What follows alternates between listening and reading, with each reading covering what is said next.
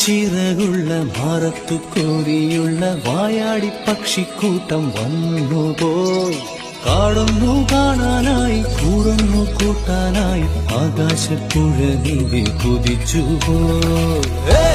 കണ്ടു മലനിര, കണ്ടു താഴ്വര, മാമരം കണ്ടേ, ചോല കണ്ടേ, ഇലകൾ കണ്ടേ, കായകളും തന്തിരത്താനേ താനാനേ, തന്തിരത്താനും ഞാനും നാനാനേ.